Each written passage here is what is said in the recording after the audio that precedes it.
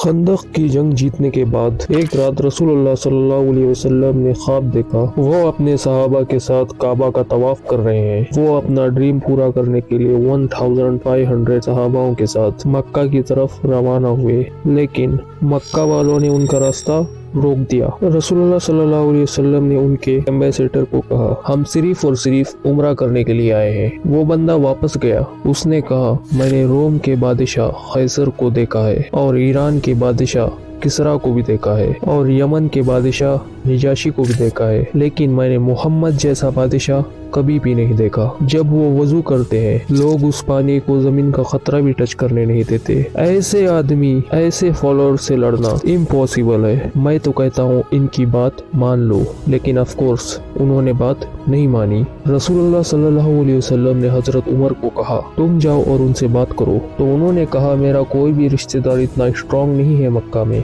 जो मेरी प्रोटेक्शन कर सके, क्योंकि हजरत उमर का ताल्लुक था बनी अदी से, जो कि कुरैश में था, लेकिन इतना पावरफुल खानदान नहीं था। हजरत उमर ने कहा, आप उस्मान को भेजिए। उस्मान का ताल्लुक बनु उमैया से था। बनु उमैया कुरैश की सबसे स्ट्रॉन्ग और सबसे मालदार फैमिली थी, और आगे जाके इस फैमिली ने 100 साल मुसलमानों पे हुकूमत भी की है, और आज तक मुसलमानों की एक सेंट्रलाइज सबसे बड़ी जो एम्पायर थी, और वो भी यही उमैया एम्पायर। और आज तक मुसलमानों का सबसे ताकतवर बादशाह, वो बादशाह जो सबसे ज्यादा लैंड पे हुकूमत की है, वो भी इसी खानदान से था, जिसका नाम था वलीद बिन अब्दुल मलिक। उनकी स्टोरीज कभी और करेंगे तो सब्सक्राइब।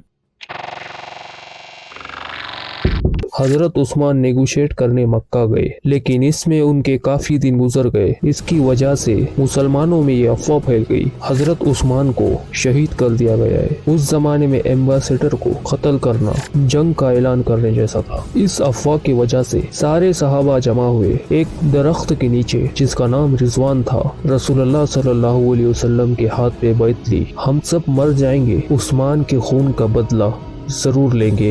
डैड वाज मिसअंडरस्टैंडिंग, और उस्मान बिल्कुल ठीक ठाक वापस आ गए। इससे मक्का वालों को एक स्ट्रॉन्ग सिग्नल गया, अब ये लोग पीछे हटने वाले नहीं है। इतनी टेंस सिचुएशन, कंफ्यूजन में आखिरकार मुसलमानों और काफिरों के दरमियान एक एग्रीमेंट साइन हुई। नंबर 1, मुसलमान इस साल नहीं बल्कि अगले साल उम्रा करने के लिए आएंगे। नंबर 2, 10 साल के लिए मक्का और मदीना के दरमियान कोई लड़ाई नहीं होगी। नंबर 3, अगर मदीना से कोई आदमी मक्का जाए इस्लाम छोड़कर तो उसे कुछ नहीं कहा जाएगा, लेकिन मक्का से कोई आदमी मदीना जाए इस्लाम कबूल करके तो उसे वापस करना होगा। किसी भी सहाबी को ये एग्रीमेंट पसंद नहीं आई, क्योंकि इसमें क्लियरली लग रहा है मक्का वाले बदमाशी कर रहे हैं। लेकिन रसूलुल्लाह सल्लल्लाहु अलैहि वसल्लम ने इन सारे सहाबियों की राय साइड करके इस एग्रीमेंट पर मोहर लगा दी। जो बंदा मक्का की तरफ से इस एग्रीमेंट को साइन कर रहा था, जैसे ही ये एग्रीमेंट साइन होने लगी, उसका खुद का बेटा मक्का से भागकर इस्लाम कबूल करके यहाँ पहुँच गया,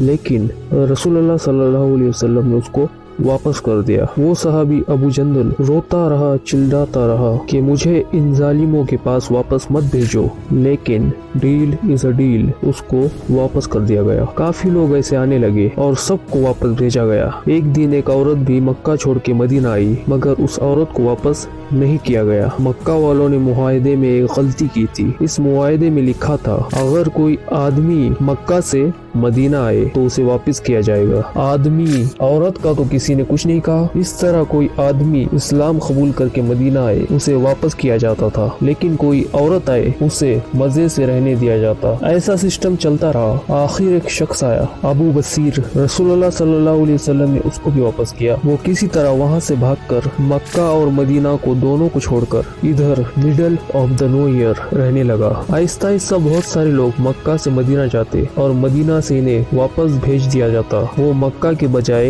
इधर अबू बसीर के साथ रहने लगे, और आहिस्ता आहिस्ता यहाँ पूरा टाउन आबाद होने लग गया। और इनकी लोकेशन इतनी परफेक्ट थी, ये मक्का और शाम के दरमियान जो ट्रेड का रास्ता था बिल्कुल उसके पास आबाद थे। इन्होंने आहिस्ता आहिस्ता मक्का वालों से अपना बदला लेना शुरू कर दिया। इस अबू बसीर की टाउन की वजह से मक्का वालों का मिलियंस एंड बिलियंस का नुकसान होने लगा। आखिरकार मक्का वालों ने तंग आकर इस एग्रीमेंट थर्ड पॉइंट, जो उन्होंने खुद बड़े खुश और पावरफुल होकर डाला था, खुद ही कहा कि बस इसको खत्म करो। कहा कि आज से अगर मक्का से मदीना कोई आदमी चला जाए तो उसे प्लीज उसे मदीना में बहुत अच्छे तरीके से रखो। और आहिस्ता आहिस्ता ये एग्रीमेंट इनके गले में फंसने लगी।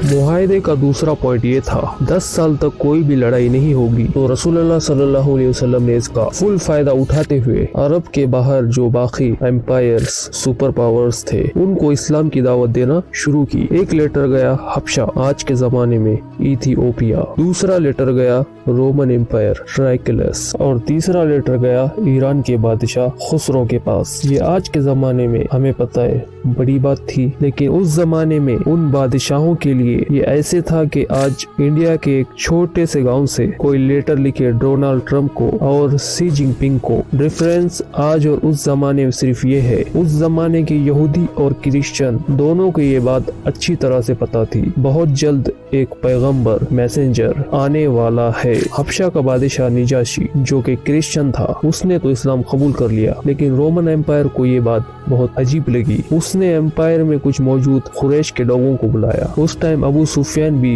रोमन एम्पायर में ही मौजूद थे। अबू सुफियान कुछ अरबियों के साथ रोमन एम्पायर में पेश हुए, उनको मोहम्मद सल्लल्लाहु अलैहि वसल्लम के कैरेक्टर के बारे में बताया। रोमन एम्पायर बहुत इम्प्रेस हुए मोहम्मद के कैरेक्टर के बारे में सुनकर। उन्होंने कहा कि मुझे पता था बहुत जल्द एक पैगंबर आने वाला है, लेकिन वो तुम अरबियों में से होगा, मुझे ये कभी पता नहीं था। अबू सुफियान ने वहाँ से बाहर निकलकर अपने साथियों को बोला, अब तो मोहम्मद से रोमन एम्पायर का बादशाह भी घबराने लगा है। ये तो थे दोनों क्रिश्चियन किंगडम्स, लेकिन ईरान के बादशाह जोरास्ट्रियन पारसी थे जो आग की इबादत करते हैं। खुसरो ने तुम लोग उस डेजर्ट से आके मुझे सिखाओगे कि जिंदगी कैसे गुजारनी है, उस लेटर को फाड़ कर फेंक दिया। उसने 2 लोगों को रसूलुल्लाह सल्लल्लाहु अलैहि वसल्लम को मारने को भेजा। वेटली इनफ कुछ ही दिनों बाद उसके अपने बेटे ने उसको फाड़ जान से मार दिया। जैसे ही वो 2 लोग मदीना पहुंचे, रसूलुल्लाह सल्लल्लाहु अलैहि वसल्लम ने उनको बुलाया और कहा, जिस बादशाह ने तुम्हें